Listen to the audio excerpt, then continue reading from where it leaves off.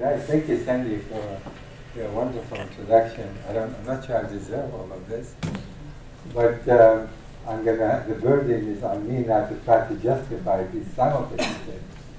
I thought, today I would like to review for you what's going on throughout the region, rather than focusing on a specific conflict. So I can give you sort of a review, and that is how the various conflicts in the region are interacting, are intertwined with one another, and what is going to be the implications, are the implications going to be for the future. So needless to say, this is an extraordinarily complex region, and it has this multiple conflicts that are impacting on one another. Let me sort of take you on this journey for a little bit, starting with the Israeli-Palestinian conflict, and moving further into Iraq, Iran, and then of course Syria, and back to Lebanon, and back and end up where I feel we can give you a better sort of a frame as to what can be expected in the future. Not that I'll be able to over and suggest to you this is what's going to happen, but at least we can provide some kind of idea where this madness is going altogether.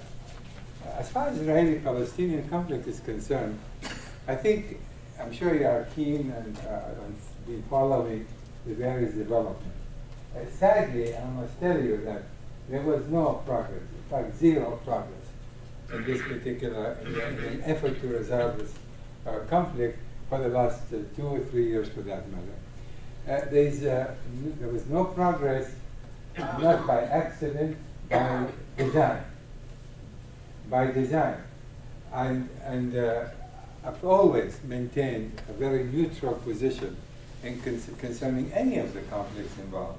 Because for me to be able to advocate any kind of solution, I must assume that neutrality and being completely unbiased.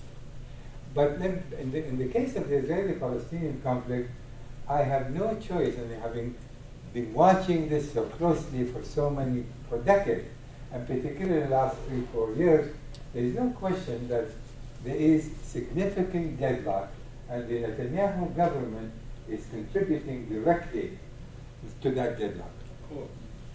This is a major problem. That is, I'm not suggesting to you that the Palestinians would be ready, willing, and able to make peace tomorrow if there were to be a positive, a constructive gesture on the part of the Israelis. But we have to look in terms of who is in a position, that is, between the Israelis and the Palestinians, who's in a better position to take the initiative. And when you ask yourself this question, the answer is going to have to be Israel. Why Israel? Israel has the means, the capacity, military, financial, proximity. It has all of these elements put together. It can afford to take the initiative. It can afford to take limited risks if Netanyahu chooses to engage the Palestinians in any kind of constructive, meaningful peace negotiations. And that is not happening. And any of you who have been following his rise to power, this is his 4th term as a Prime Minister of Israel, he's basically those of us who carefully analyze what he's doing, what he's talking. We have no reason to believe anything otherwise than this man is not willing to agree on a two-state solution. That is the key that is blocking any progress. As much, during the last election, Netanyahu said it very clearly, there will be no Palestinian state under my watch. Now, what does that mean? Now, today, when we look at the various bloody clashes that are taking place, Palestinians are killing innocent Israelis. Settlers are harassing and sometimes also killing Palestinians. We have to ask ourselves the question, what is the root causes? What are the root causes? It's very easy for many Israelis, including the opposition, mind you, to suggest the Palestinians are terrorists. The Palestinians cannot be dealt with. We cannot trust them. We have basically the Minister of Justice in Israel, Shakeh, openly said, we have to kill all the Palestinians, in those many words. I just want you to imagine this. Another minister, Naftali Bennett, who is the Minister of Education, openly and clearly said we must annex much of the West Bank, specifically Area C, which represents 60% of the West Bank, plus the existing settlements throughout the West Bank. I want you to imagine yourself for a moment that you are a Palestinian. Regardless of your philosophical, political, psychological orientation. And you're hearing the Israelis making these statements. To what conclusion? What conclusion would you draw? Resist. You draw the conclusion that these people are not interested in making peace with us. Period. And I'm not going to tell you the Palestinians are innocent and they have done nothing wrong, they have not missed many opportunities, they have done all of this and some. But it takes two, and when you ask who is the one need to, as I said earlier, to take that initiative, it will have to be Israel. And why we are saying this? We are saying this because when we look at the reality on the ground, and I want you to understand and envision what I am saying to you. The Palestinians as people exist in this territory. They are not going to go anywhere. Israel cannot expel 2.5 million Palestinians from the West Bank. This is just a fact of life. Israel is there to stay. The Palestinians cannot get rid of Israel under any circumstance. Which means coexistence under whatever condition is not subject to change. So a wise leadership in Israel will have to think about it in those terms. Do we want to continue to kill each other for the next 70 years? Or do we want to find a modus operandi, a solution, a program, a framework by which we can coexist peacefully? But when the idea that is pursued by Netanyahu and his cohorts in the government, who are even worse than him, suggests that this is our land, we are not occupying power, and we're going to have to continue to build these settlements as if there is no Palestinian community in existence, and as if the international community cares less about what's happening. That is the fundamental problem. It is when you try to navigate against the wind, when you try to do the impossible. I ask myself the question, and I ask many Israeli officials, if that is your approach, can you tell me where Israel will be 10 years down the line? And I must tell you, no one in the government has an answer to this question, because they don't know. And then comes in more, the tragic question is that, as a leader, if you don't know where you're leading the country in 5 or 10 years, how can you call yourself a leader? How could you possibly subject the only Jewish state, a Jewish state that the Jews been waiting to realize for 2,000 years, that was founded on the principle of morals and what is proper, what is just? You are squandering. You are in fact putting the entire existence of the state of Israel in jeopardy. And this is what's happening today. That is, if there is no change of approach, if there is no change of strategy, I can tell you today that Israel, the future, is an extraordinarily bleak. It is a bleak regardless of its military prowess, regardless of the fact it has a nuclear weapon. What do you do with that military prowess other than suppressing the people? Can you use a nuclear weapon against the Palestinians? So all this military prowess means nothing except then for defensive purposes. And who are you defending yourself against? These are fundamental questions that need to be answered honestly and truly.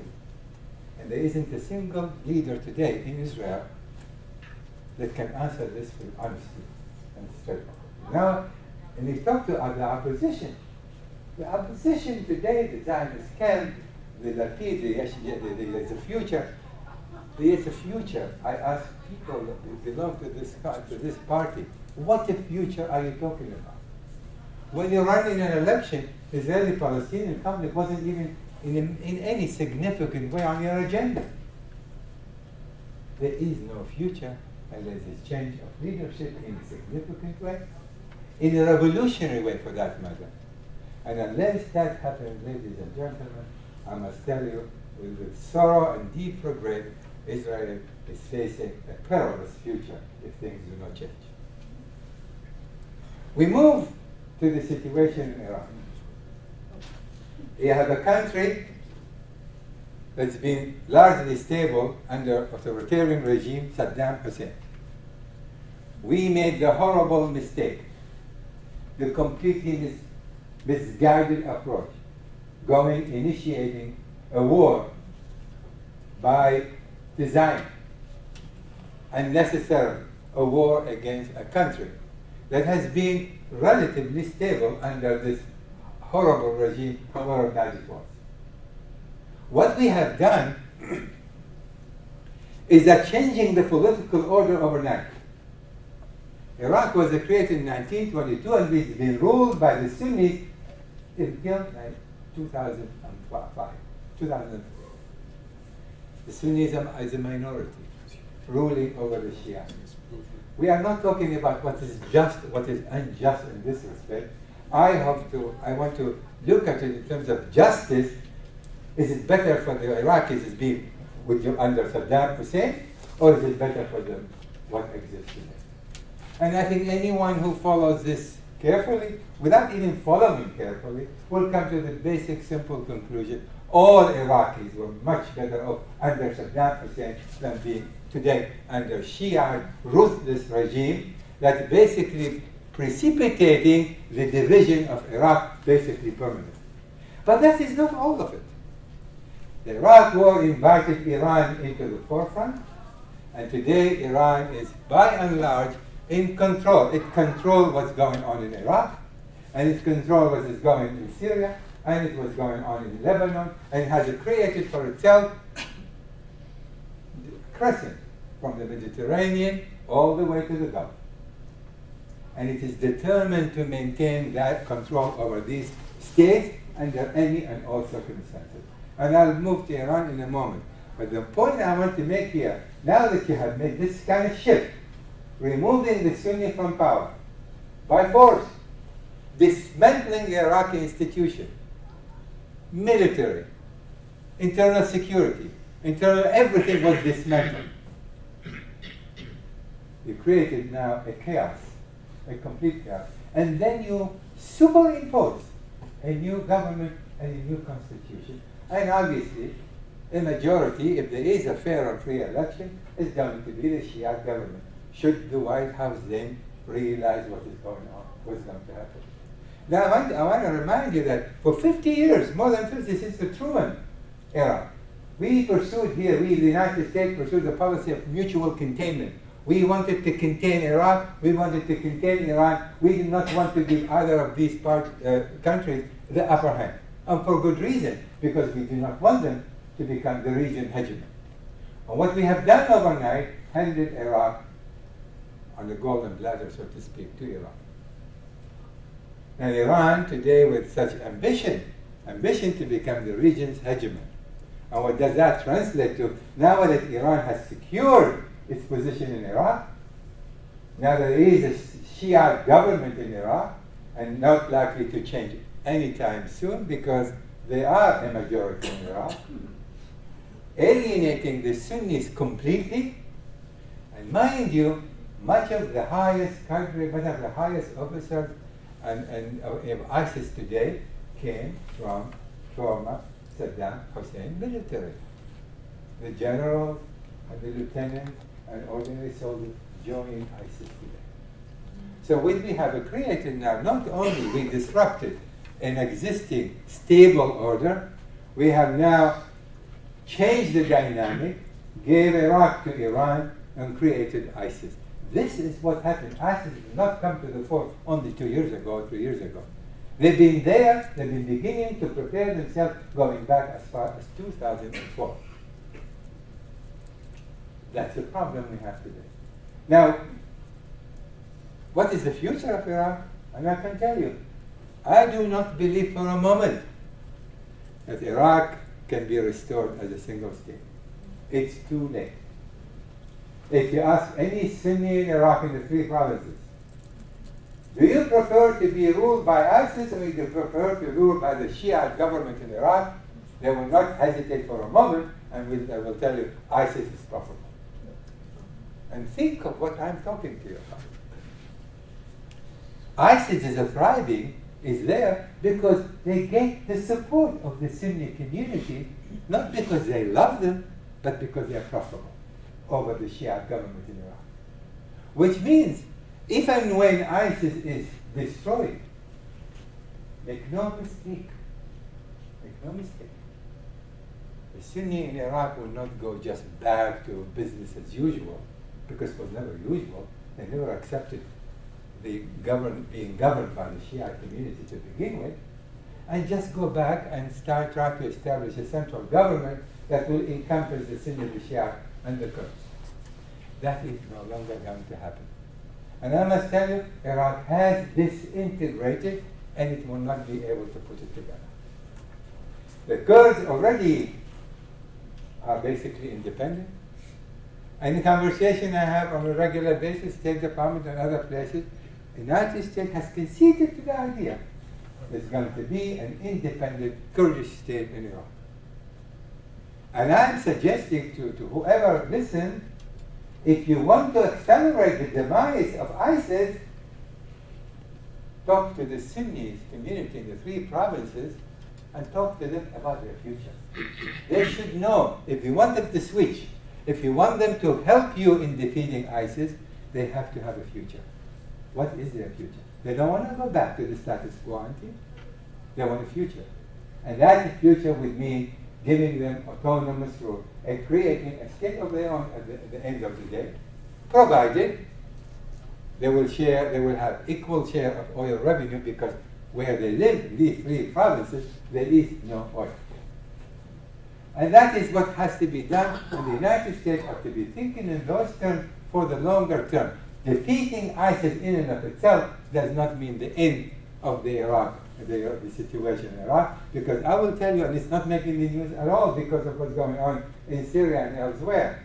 Every single month since the end of the Iraq war, nearly 1,000 Iraqis are killed. Sunni coming Shia, Shia coming Sunni. Which means the Iraq war has ignited long, millennial-old conflict, discord between the Sunni and the Shia. And this is a conflict, this is a war that's going to be with us for decades to come.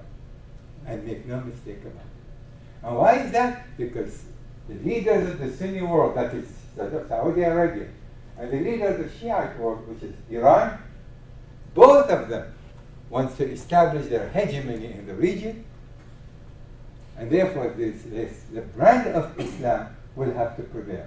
And there is absolutely no way that either brand, either leaning or either Sunni or Shia is going to prevail. When will they find that modus operandi, that middle ground, so they both agree to live and let live? Not before they think either they are exhausted or because they have achieved what they have in mind to begin with. And here I'm afraid to say that Iran may well have the upper hand in terms of its ability to project itself in the Middle East because of its size, because of its resources, human and otherwise, because of it has the larger Shiite community between Iran and Iraq is by 30 million larger than the total Sunni community in the Gulf state, including Jordan. Which means the Iranians think in those different terms. That is, they have the inherent right, given their history, given their resourcefulness, given their historic power, giving their inventiveness now, creativity, giving their size and geopolitical situation, they feel they have the right, the inherent right to become the region's hegemon. And that spells troubles, many troubles for the Middle East for years to come.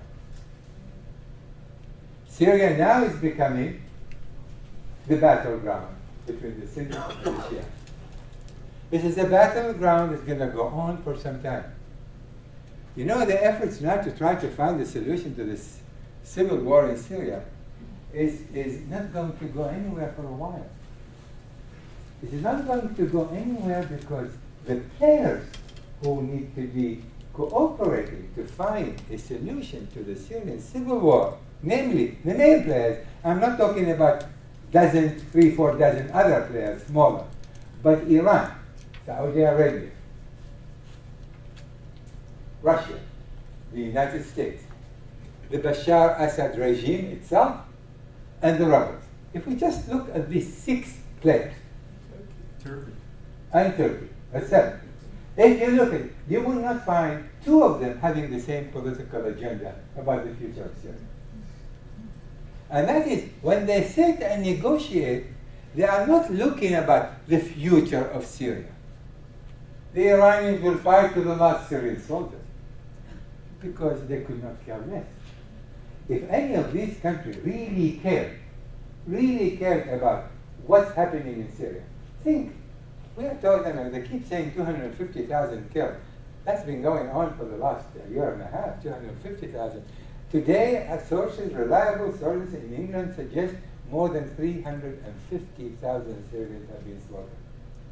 Half the country laying in ruin, 12 million, half of them refugees, and the other half internally displaced Syrians. Syria has fallen apart. It is disintegrating in front of our eyes. And you can place the blame on many, many people, but there is one thing is clear. Russia has been in Syria for 4 decades, has a naval base. It has a vested interest in Syria to now and in the future. Iran, that has had influence through Hezbollah in Syria for decades, at least since 1982-83. They are not interested in relinquishing, under no circumstances, their influence in Syria. For Iran, as I said, Syria is the linchpin to this crescent from the Mediterranean to the Gulf state. And they, under any circumstances, they want to maintain their influence. For them, Bashar al-Assad is only a tool. Nobody could care less about Hafez al-Assad's future. They care about whether or not, once he is out, will they be able to maintain their influence in Syria? Which means any negotiations that are taking place today will have to factor in what is Iran wants, what Russia wants, what the Saudi wants, what the Syrian people want, what the rebel that is want, what Bashar al-Assad and his government want. And you cannot find as yet one common denominator. The only thing common between all of them, they all talk about solution. But nobody wants to contribute to real, practical, doable solution that can end the Syrian tragedy. And you now move further. What else is happening that it is not as visible to us? We have the Israeli-Palestinian conflict, we have the Iraqi situation, and we have Syria. And what I will just spend a little bit more time on Iran itself. Because the troubles that we are faced today with are not going to be limited. That is, even if there will be a solution to the Israeli-Palestinian conflict, and even however remote as the possibility, it will find a solution to Syria or southern Iraq, Iran is the central player, and it has its own ambition and its own plans.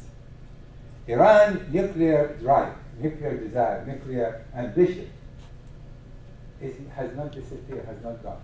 The Iran deal basically postponed, simply postponed the time when Iran will acquire nuclear weapons. We can talk about, perhaps a few of the questions and answer about the merit or demerit of this particular deal. If you were to ask me whether it's a good deal, bad deal, I wrote a piece on this. I call it, the good, the bad, and the ugly. There is bad elements in it. There are some good elements in it, and there is very ugly elements in it. On the whole, I thought the deal is better than no deal, however inadequate it is, only because, at least for the moment, it delays the prospect, that is, of Iran acquiring a nuclear weapon. It has accepted significant monitoring regime. It has to live by it at least for a while. But that would not suggest at all, under any circumstance, Iran will give up its ambition to acquire nuclear weapons. And why is that? It is not because Iran wants to destroy Israel. Should Iran threaten Israel existentially, there will be no Iran tomorrow. Because Israel has the second strike capability that can wipe Iran off the face of the earth. And Iranians are not fool enough to think that they can get away with it. They do not want to use a nuclear weapon against any of the Arab states, because that is not the purpose of that. They want to acquire a nuclear weapon because this is one weapon that will do a number of things they will not be able to attain without it. First of all, being able to project their soft power in the Middle East, intimidating every country in the area. Which country of the Gulf states, the little ones, including Saudi Arabia, but the little one, is going to stand up to Iran and say, no, we will not do that. Iran, as a nuclear power, will be able to intimidate and establish its own regional political agenda. One objective. Two, it wants to neutralize Israel's nuclear capability. Which means having the nuclear power, having the nuclear weapons, will prevent other nuclear powers, like Israel or Pakistan, from attacking Iran. We know this for a fact. This is called mutual deterrence. The United States and the Soviet Union maintained that mutual deterrence for decades. Because neither wanted to initiate a nuclear war, knowing full well that they can be devastated through second strike capability that both sides have. So here, by neutralizing Israel's nuclear power, then they will be in a much even stronger position to dictate their political agenda on a regional scale. Three, this is an Islamic state still in its infancy, which means Iran was never ruled before by an Islamic regime. An Islamic regime came to being in 1979, you can figure it out. It's basically 37 years. That's the old. Now, if you look at Iran's history of 4,000 years, 37 years is a flash, it's a moment. So there's no Iran Islamic identity. Islamic Republic of Iran does not have that identity. But imagine acquiring a nuclear weapon under the aegis of the Islamic Republic Islamic of Iran is going to give it strengthen or beginning to strike roots, that is, of a new Iranian identity. An identity to be able to say, as an Islamic Shiite state, now we have acquired a nuclear weapon that also neutralized Pakistan Sunni state that has a nuclear weapon. So this is for them consolidate the regime. But more than that, you know that we're talking always about regime change. They are terrified of regime change. With a nuclear weapon, who is going to challenge them? Not even the United States. And they look at North Korea as a perfect example. North Korea, however wild the leader is, however crazy he may be, however adventurous, the United States or Russia or China, no one is actually confronting the head of state there because North Korea became a nuclear power.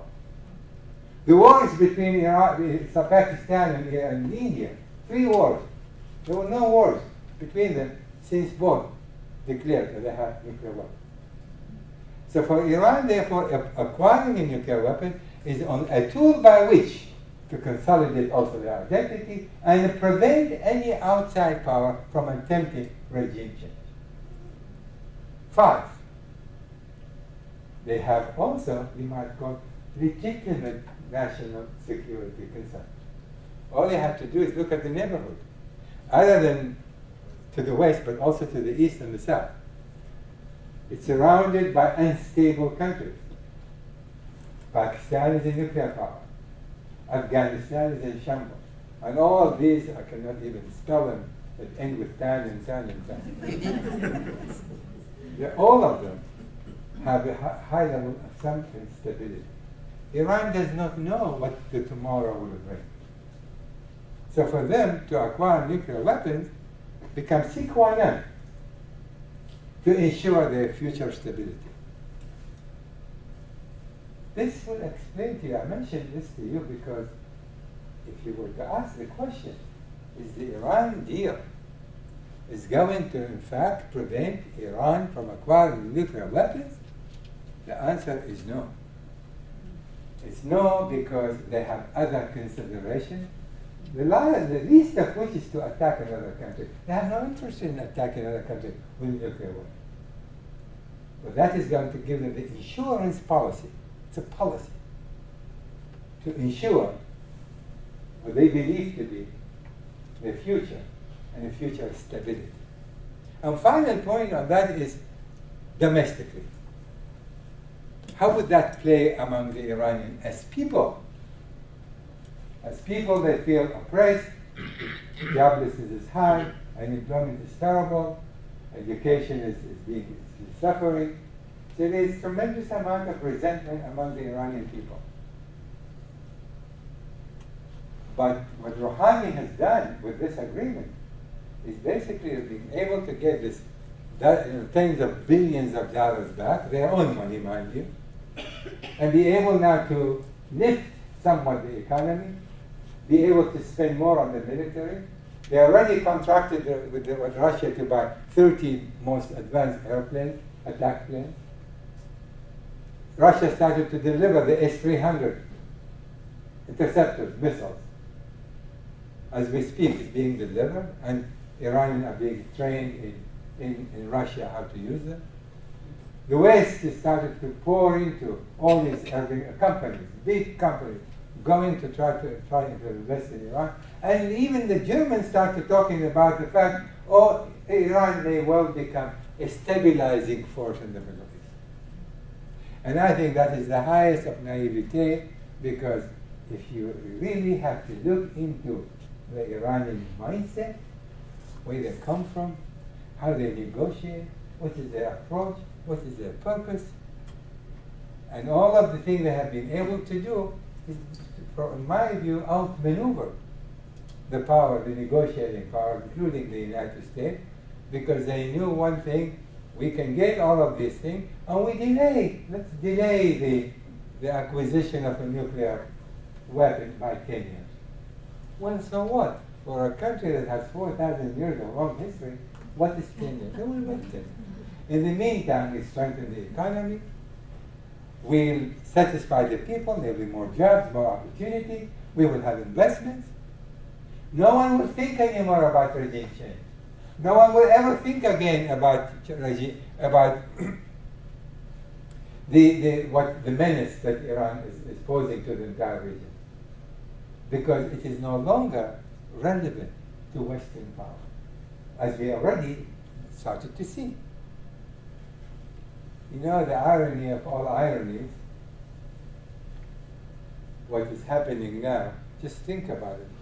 Rouhani, the president of Iran, is received on a red carpet, is given red carpet treatment in Europe. When the same country are loading and Netanyahu of Israel. He is not even a welcome guest in Europe. This is how short memory is of the European community. And that it's all taken by what opportunities, financial opportunities that Iran can provide. And I'm not suggesting to you that should not happen. That is, if there is a small chance that Iran could become still a constructive member of the international community, it should be given the opportunity, but you have to also consider very carefully how you go about it, so that Iran will in fact abandon its ambition to acquire nuclear weapons and begin to really play a constructive role. But you can put that to test immediately, and when we put that to test, Iran has already failed the test in Syria, it has failed the test in Iraq, it has failed the test in Lebanon, it has to fail the test in dealing with the Palestinians. It continues to support terrorism just wherever it can. Now that they have more money, they will continue to do just more of that and take it even beyond that. So what we are looking now, when you look at this range of a problem, and finally I just want to say a word or two about the situation in Lebanon, and you can be assured, today Lebanon is divided. This is a state within a state. Hezbollah has its own state, its own military force, its own structure, its own education system, everything. It's as Shiite can be. And I tell you that from sources I know, as far as Hezbollah is concerned, the moment when ISIS is defeated, Hezbollah is intent to establish an Islamic state in Iraq, in Lebanon. Islamic state in Lebanon. And there is no force, mind you. The Lebanese military is of no consequence. It's not a match to Hezbollah. And that is something to remain to be seen, but that is the direction. And it is only too obvious to those of us who actually follow these trends, follow these movements over time. Now I want you to have a general look at all this situation and ask yourself a simple question. Where do we go from here? I did my best not to draw for you a gloomy picture. But the truth of the matter is, however happy picture I draw this with a big smile, you cannot change the reality on the ground. The reality is screaming at us. The solutions are needed. So what is missing here? What is missing? What is missing is a crisis of leadership. There's a crisis of leadership just about everywhere you go. If I were to ask you today, point out to me one global leader, one, including the United States, you're going to have a hard time to point out one leader who is worthy to be called a leader. Not one. Not in the United States, with all the best of intention of President Obama. Certainly not in Russia. He's a wolf, a wild wolf charging. Certainly not Netanyahu. Certainly not Cameroon of England. And certainly not the French president or any president. Name one. We have a global crisis of leadership. Nobody wants to think about me. Call me. I'll do something about it. But the truth of the matter is a crisis of leadership. And that is, forgive the cliche, the mother of all evils. That is, when you have such a crisis of leadership, who is going to take the initiative? Unfortunately, and with this I will conclude, the United States' role as the global leader hasn't changed, regardless of the mistake that President Obama has done in terms of foreign policy. I think he did very well domestically. But what he never understood, the importance of American leadership. He came burned because of the Iraq and Afghanistan war. He came to office when the country was on the verge of not just depression, almost a terrible recession. And so, because of necessity, he has to focus on domestically. But he has also forgotten the fact that we still must lead. That leadership was missing in terms of how to project American power, both military and soft power, in order to be able to maintain the role that the United States assume upon itself, the so-called policeman of the world. We don't want to be the policeman of the world, but we assume that role, whether we like it or not. We have 100 countries today, there is some sort of military presence, American military presence in over 100 countries. Should he have done differently in dealing with Syria? Should he has done differently in dealing with Iraq? Should he has done something in dealing with what's going on in other places, with the Israelis and he tried with the Israeli-Palestinian. But the truth of the matter is you can't just merely try to mediate, but the United States has the power, the actual physical and soft power, to change dynamics of various conflicts. But it has to be able to use that power. And this is where I believe President Obama fell short. One example, when he threatened Bashar al-Assad, that if he uses a nuclear weapon, cross that red line, the United States will act. And he did not. But he got rid of the weapons. When he did not act, he set America's back decades. Because neither the Saudis or the Israelis or anyone who depend on America's protection believe that America will do so under his leadership. The fact that he made a deal through the Russian and got rid of serious chemical weapon, it's great. But at what expense?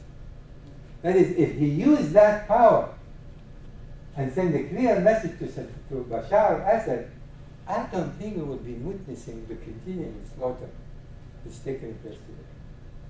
Had he took the initiative and established no-fly zone, we would not have been seeing the killing and the destruction of Syria today with over 10 million refugees or internally displaced people. So there are certain policies, yes, with some risk involved, but history is instructive. If you were burned because of Iraq and Afghanistan, that doesn't mean you will be paralyzed in dealing with other conflicts. You have to weigh the good, the bad in between various issues and make a decision that is consistent with American global power. That was missing. And it is still missing. And of course, in the waning months of his presidency, one should not expect him to take any significant step in order to deal with any of these complicated conflicts. I wish I could tell you today, the Republicans in this audience will have to forgive me. When I look at the array of Republican candidates for president, I've been considering, should I give up my American citizenship? Can you imagine any of them to become president of the United States? They make Sanders look great. They make Hillary Clinton look terrific. But this is the continuation of American crisis of leadership. The bright, the good and the bright, the strong, the able, do not want to get involved in politics because they see it as a dirty game and there's no win situation. They've been witnessing the quarrel between the Republicans and the Democrats for the last several years. Nothing is being done in Washington. Let me conclude by suggesting to you that in the final analysis, there's got to be a leader in this country who's going to have to look at all these situations, and I'm not going to tell you, that leader, that is America by itself, can resolve all of these conflicts, but it must lead. It must lead with other coalition partners, but not lead from behind, like we did in Libya. Lead in the forefront. Lead in a sense to end the civil war in Syria or the clobbering ISIS. You are not going to be able to do that from the air alone, period. Anyone who has any experience in military warfare will tell you that. They have to lead. Even if we have to send certain military ground troops contingency, but provided the Arab states take the lion's share and do something about it. So in the final analysis, we are going to come back to the United States, and we're going to have to begin to look at the situation in the Middle East and elsewhere from a different perspective, understand the people better. When President Bush, 2 years into the Iraq war, is hearing his aide talking Sunni Shia, he said, what the hell are you talking about? What's the difference between the Sunni and Shia? Just imagine. So we need to be able to have a leadership that's going to make that difference in coalition with the rest of the world, but we've got to do. And until such time, I'm afraid we're going to continue to see this turmoil evolving from, we're going to go from one crisis to another. And there's, again, those countries that have such vested interest in these crises and contributing to it day in and day out, they too will have to be awakened to the bitter reality that they cannot have it all. And they have to cooperate, be able to solve some of these tragic conflicts. Israeli-Palestinian conflict, Sunni-Shia conflict, the civil war in Syria, and in Yemen, and in Libya, and elsewhere. Wherever we intervene, we have created far greater process than we faced before. But do not despair. Do not despair. My last sentence is that in the final analysis, interestingly enough, America always stands on its feet. That is the secret. That's the secret of this. That's the strength of this incredible country. With all that we have experienced in the last 15 years, we are strongest economically, militarily, culturally, and otherwise. That is where the hope lies. America will still lead, and I have all the trust and the hope that America will. Thank you very much. Thank you, sir. And now we'll open our group. We'll open the floor.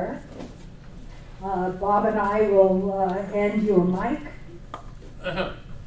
Regarding Israel-Palestine, what do you think of the boycott, disinvestment, and sanction movement? Well, knowing how the Europeans are thinking today, you have to understand they have a great deal of interest in a stable region. Their largest trading partners is the Middle East. They buy and sell. Israel, for example, is the largest trading partner with the European community. So they want stability. And they laud what Prime Minister Netanyahu is doing. They disagree with him fundamentally just about on every issue. They see the settlement expansion as the source of all evil.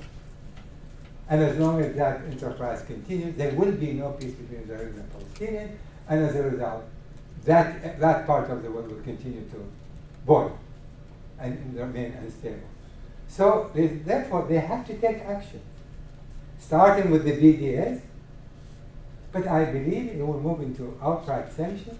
That is, as long as Netanyahu continues to defy the will of the international community under the pretext that different border will provide Israel better security, which is completely baseless.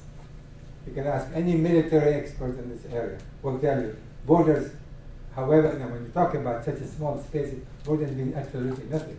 If borders meant something, Hamas would not have been able to fire 3,000 rockets on the last time.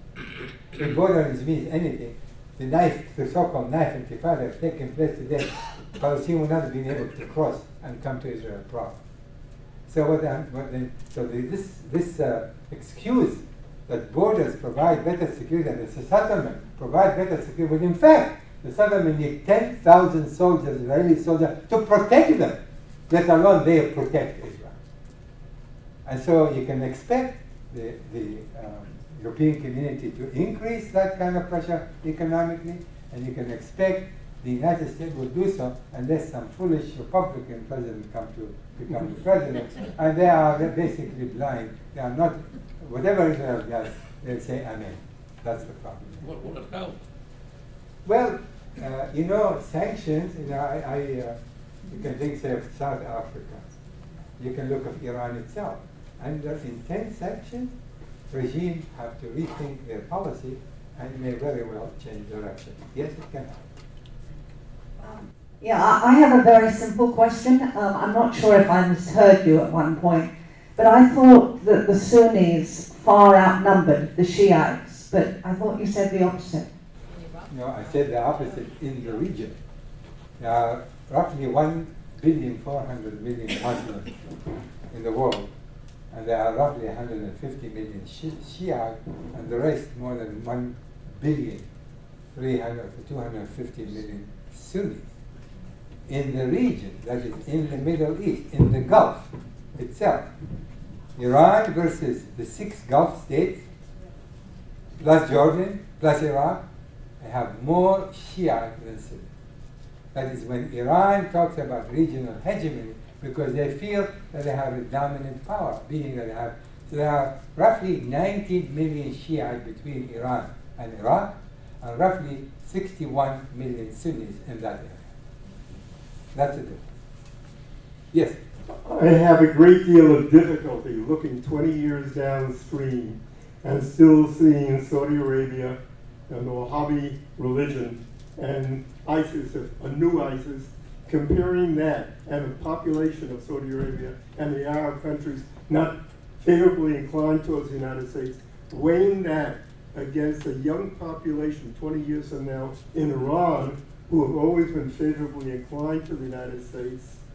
I have difficulty not seeing a better future with the population of Iran. And it's a good question, and without any doubt, we do not address that in terms of when the Arab Spring, so-called Arab Spring, reached the shores of Iran and Saudi Arabia and other emirates and kingdoms of that Arab. In my view, it will. And those of us, many commentators said, the Arab Spring is dead. Look what happened in Libya, look what happened in Egypt, look what happened in Syria and in Yemen, etc. Well, that is completely misassessment of what the Arab Spring is. Arab Spring is the awakening of Arab youth. Remember, out of the 1,400,000,000 Muslims, we might say nearly 1 billion of them under the age of 35. This is a fact. Among the Arab states, as a matter of fact, the ratio is even bigger. So these young men and women who have been exposed now to the West through the information and technological revolution, they see what's going on in Europe. They see what's going on in America. They see what's going on in any free country around the world. And they want the same. They've been crushed, and mind you, partly because we advise them, go for an election, have a new constitution, as if it was, that approach is a panacea, it's a pill, you swallow it, you're going to wake up in the morning, you're going to feel great. We forgot what it takes for the United States to reach the point where we are now in terms of democratic form of government. We've forgotten how many centuries to the European community to get to this point. But I'm not suggesting that it's going to need to take 100 years for the Arab state to get to that point, but you need somewhat a transitional period, 7, 8, 9, 10 years, to get them to be where they should be in terms of establishing some form of democratic government. So the Saudis and those countries today that have kings and emirs, when we talk to them, and I do, and I tell them, if you want to prevent the rise of Arab youth in your country, begin reforms now. Begin to reform now. Even though they are terrified that once you reform, the people will want more and more and more, and they will eventually unseat them. This eventuality is going to take place in one form or another, whether in 10 years, 20 years, 30 years, along what happened in Europe. The clergy eventually had to relinquish power. Today, kings are symbolic heads of state. That's about it. But it took centuries to achieve to this point. We want to accelerate the process here, but you cannot do it overnight within a year or two. You need 10, 12 years of transitional period. And that is what we need to advise them. We have allies throughout the region, very close allies. They depend on us. We should go and have this conversation with them day in and day out. Prevent revolutions by beginning significant reforms today. And if they heed, they will prevent it. If they don't heed, it is just like the sun is going to rise next day, or the rain is going to rain. Sometime it will happen. The only question is only when, not if. Who has the mic? Right. Who has the mic? Not to flatter you, but is there anyone in the American government, whatever administration, that has the kind of understanding and knowledge of the Middle East? Because after the damage of the Iraq incursion and what the damage that Paul Bremer did and all those people, it always seems to me that there's no one in the American government that really begins to understand the mentality of the Middle East. Well, you know, I can't tell you that they aren't. Let me give you one example. The first National Security Cabinet, in the first term of President Obama, which included Gates and Secretary of State Clinton, and National Security Advisor, and the National Director of Intelligence. When there is a crisis related to national security concern, they get together with the president and discuss it. The one example that, if you read the book of Gates and others, he actually writes precisely the scenario, exactly the conversation. All of the Security Council, that is the American National Security Council, 7 of them, including the Chief of Staff of the military and the Air Force, sat down and told the President, Mr. President, you said you're going to do something about Syria, you've got to do it. Unanimously. And it is hardly ever, what Gates was saying, never happened that the entire national security cabinet agree on one issue. One will dissent, or two voices will dissent. But in this case, all of them said, you've got to do it. He did not listen. Instead, he said, I'm going to go and get so-called authorization from Congress. So what I'm saying, yes, there are people who understand, but you have to heed their advice. Why would you have them if you don't listen at all to what they are saying? There are many people who understand, but there's a problem, however, along this line, is that many of these bureaucrats, so-called specialists, in the State Department and elsewhere, they don't come as the administration change, they also change all of them and bring in new specialists. They have, by and large, the same quote-unquote specialists who have ideas from 10 years ago, 7 years ago, maybe 15 years ago, and they cling to these notions as if nothing has changed. And also that many of them do so because they don't want to be proven wrong. This is what I said 10 years ago, still holds today. Well, that is not the case. So you have this problem. You have bright, brilliant people who knows what's going on, and there are those bureaucrats who've been sitting there for a long time. They don't want to be proven wrong. And so you have a mixture of two, hence you have some level of confusion and a lack of specific, decisive, clear policy that the president can follow. What do you think Obama should have done when he first came into office to settle or to try to settle the war in Iraq and America's involvement in Iraq? Well, look, what he promised during the election, that he will withdraw American forces from Iraq, he made this effort, he was successful. Then there was, the military advisor told him, do not withdraw all Iraq, all American military, keep some contingency of some 10,000, stay in Iraq in order to prevent what we are witnessing today. Well, the negotiation began with Prime Minister Maliki at the time, and the United States insisted on something, that if American soldier does something wrong, somebody get killed, they cannot be tried by Iraqi courts. That they have to be surrendered to the American forces, and the American will deal with such violation of any kind. And the soldiers violate the rules. There are rapes, there are all kinds of things take place. And that's what the United States insisted upon, that not American soldiers would be subject to Iraqi laws and rules. The Maliki refused that, and hence there was no agreement to keep a single soldier following the withdrawal. Well, you see what happened today? We have nearly 5,000 soldiers back in Iraq, presumably as an advisor, as a trainer. They do advising and they do train, but in the end, I can tell you that American ground troops, limited number, will be introduced. The Saudis today, they said, and the Qataris, we were prepared to introduce the ground troops, which is absolutely critical. I've been singing the song from day one. Without ground troops, you cannot win against ISIS. You can bombard them from the air from now until doomsday. They hide among the civilian community. You cannot find them. There's no military formation that you can pinpoint and say, we're going to destroy it. That's not the case. So the Saudis offered ground troops, which is a new thing. Qataris did the same, but on the condition that the United States lead that force with some of its own ground troops. It may come to pass. I would not be surprised at all if that's going to happen. And do you think actually that if Obama had agreed to Maliki's terms, the situation would be different. Would have been different. There's no question. I mean, you can imagine you have 10,000 American troops sitting there. They will prevent much of the conflict between the two sides. They would have limited Iran's influence in Iraq. They could have done quite a few things to prevent this, the downhill conflict from becoming much worse over time. In today's New York Times, they quoted Netanyahu who was saying that there should not be a two-state solution, there should be a single-state solution.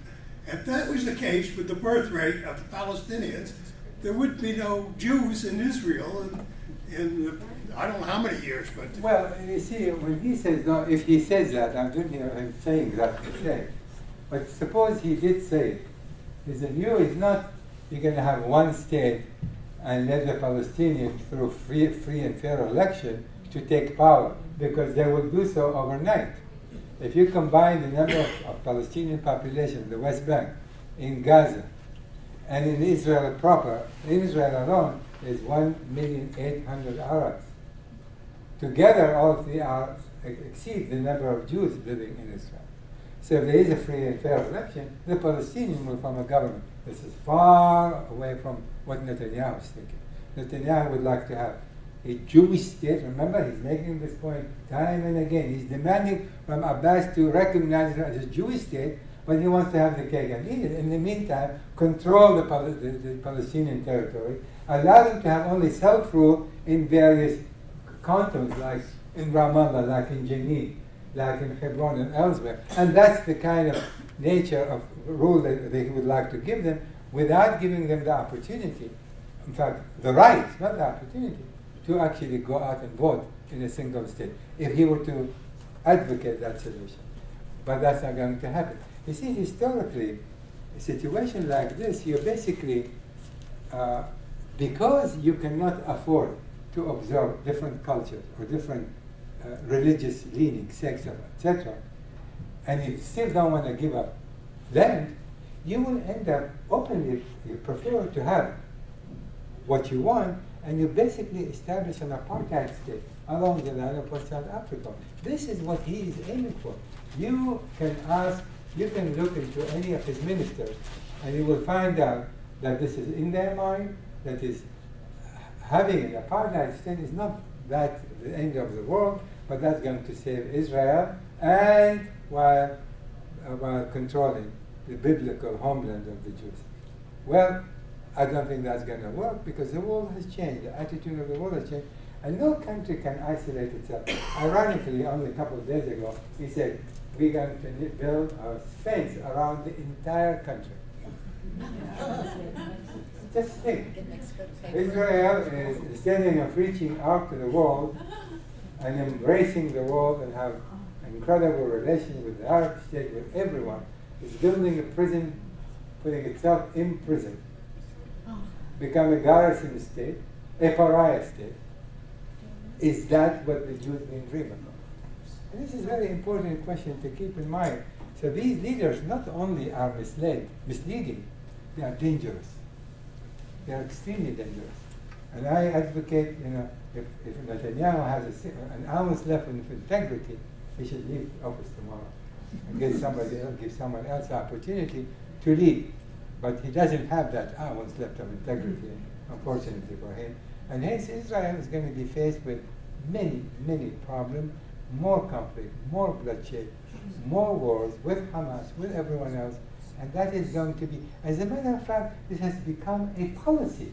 That is, and I heard them saying this openly, once in a while we're going to have to go to Gaza and mourn the Lord. That's what we do. 3 times we go and mourn the Lord until the next conflict, and that's the future of the Jewish state. Is that the future of the Jewish state? Is that what the Zionists envisioned? Is that what the forefathers of the state envisioned?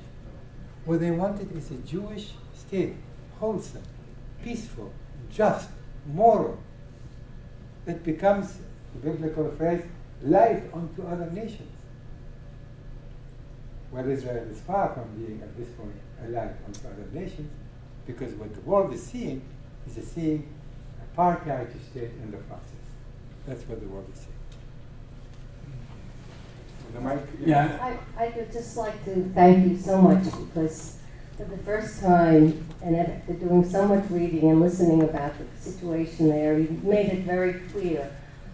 Who's talking? I am. Okay. And I really appreciate that. You stated everything simply, so it was able to understand about both sides. But what I don't understand is Netanyahu was re-elected. Everybody knew what his hard line is. The people want peace. Why did they go ahead and re-elect someone who was such a hardliner? Well, you have to remember to understand the Israeli political system. Israel has, when there is an election, 15, 16 parties run for election. And one of the parties garnered relative majority. When I say relative majority, the Likud party that's led by Netanyahu won only 30% of the vote.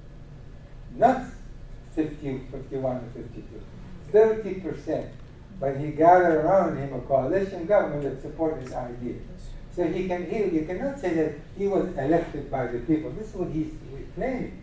He really, if he has an opponent that wins 40, 50%, that person would have won. He had only 30% of the electoral vote. I have to understand that. And hence he has 30 mandates in the parliament. So he does not represent the Israeli consensus. As a matter of fact, polls after polls taken between Israelis and Palestinians for the last 15 years, there's always consistent a majority of Israelis and Palestinians who wants to settle the conflict through peaceful negotiations on the basis of a two-state solution. I wanted to ask you about the formation of a Kurdish state and whether Turkey would allow that to happen. It's funny, I was teaching a class this morning, someone asked me exactly the same question.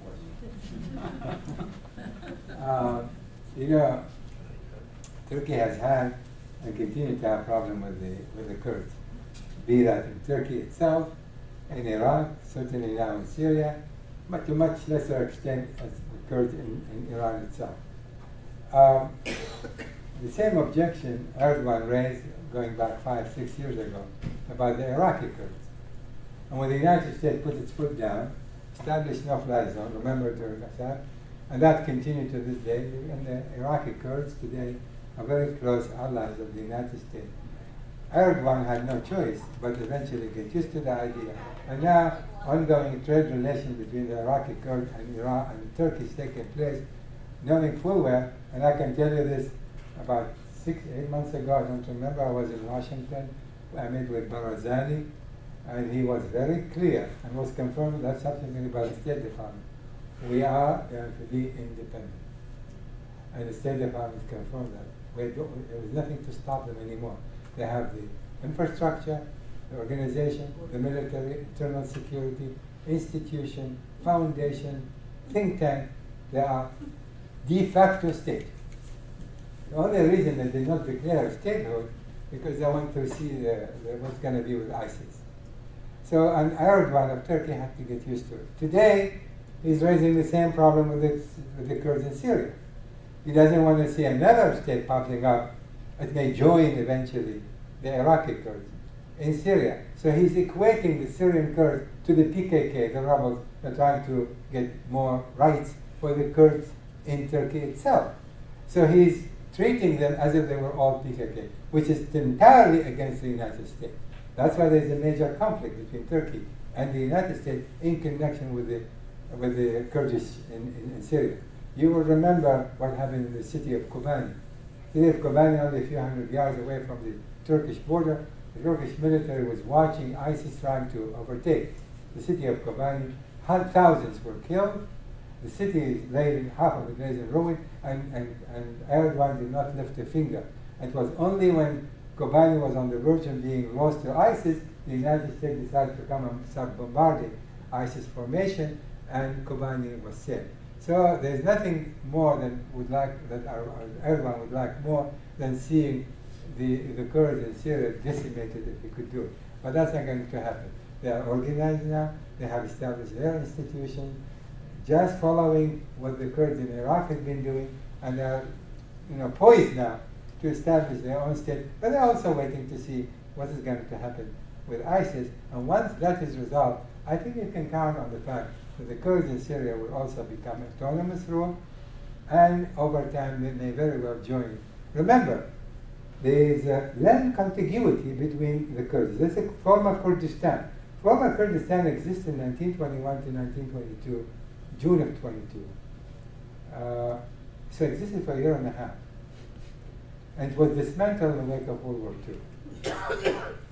2 into 4. But they have contiguous landmass between Syria, Iraq, Iran, and Turkey. So, and now, Kurdish nationalism, because of what's happening in the region, has been reignited. And you will not be surprised in 10, 15, 20 years, potentially, the old Kurdistan may still come to be. Two brief questions. When you first started out, I believe you mentioned somebody in the Israeli government who made a statement about killing Palestinians. Yes. Who was that? I didn't. That's the justice minister. Her name is Shakir. Okay. The other thing I wanted to ask you is, do you see anybody in Israel, either in the Knesset or not in power right now, who you think would be really qualified to run the country? Well, in Israel, everybody feels qualified I to be the prime minister. That's the plight of the Jews, Israel, someone said Israel has 7 prime ministers, 7 million prime ministers. There are many Israelis qualified to become prime ministers, but they are not just like here. They don't want to they want to be in that political morass, mess. So in the opposition, you have 2 or 3 leaders. The main one is Herzog, who is of no consequence. He doesn't have the capacity, the ability to even stand up and deliver a good presentation. Then you have Lapid, who was earlier, previously was a journalist, and he talks the big talk and carries a tiny little stick. And he's not going to go anywhere.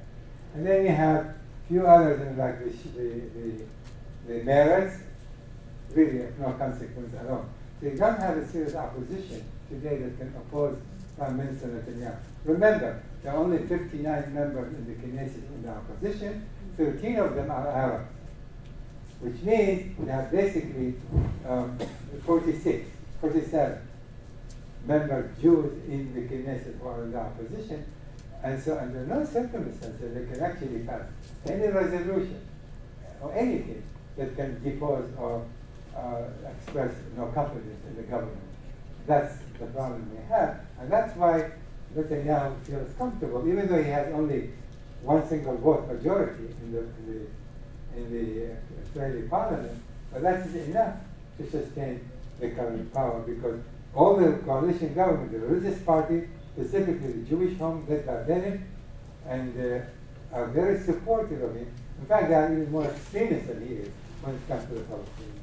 So he feels safe having this current coalition government. Last question here. Further on that, because of the implacable hatred between the Sunnis and the Shia, doesn't that guarantee the security of Israel and give him a free hand to do what he wants to do? Well, we wish, but that's really not the case. There is the notion, if 2 enemies, Begin used to say when he was in Iran war, Mr. Begin, someone asked him, what do you think should be the outcome? He said, I wish both of them good luck, the best of luck. So yes, in principle, you say if 2 enemies are killing each other, I'm going to pretty much benefit from that. Well, is it really applicable situation today to the Israeli-Palestinian conflict or to Israel itself? Remember this, the longer this conflict continues between Israel and the Palestinians, the more extremism we are going to have to see, because they feed into one another. As long as the conflict between Israel and Palestinians continues, it means we have more extremists elsewhere who are rising. And they are staunch enemies of Israel. And they are fed by the poison by the venom that the Israeli-Palestinian conflict is generating. And so it is not good for Israel, because what you're doing, you're creating a new coalition of extremists all over, not just in Gaza, not just in the Lebanon, but in Iraq and in Iran and in Syria and in Yemen, who see the Israelis as the enemy. Albeit there's the fact that Saudi Arabia sees Iran as its enemy and Israel sees Iran as its enemy, they see more eye to eye on a number of issues. But that does not affect the Israeli-Palestinian conflict, because that's continuing to reverberate throughout the region and instigating more and more extremism. And that is the problem. Israel cannot, in the long term, benefit from these wars. In fact, my approach to this conflict, I'm saying to the Israelis, you have to deal with the situation in Syria sooner or later. It's bordering Israel. You have to deal, you have an ISIS threat. They hate you with passion. So in order for you to focus on these enemies, put out the fire in your backyard, which is deal with the Palestinians first. That's what the Israelis ought to be doing, so they can focus on the real threat. The Palestinians do not pose real threat to Israel. These other elements do. If I were the Prime Minister, I would focus on the Israeli-Palestinian, settle that, and then focus on the real enemy, which is still Iran, ISIS, and their like. I'm going to take this opportunity again to thank you so much, and I look forward to it. We thank you. Another exciting activity.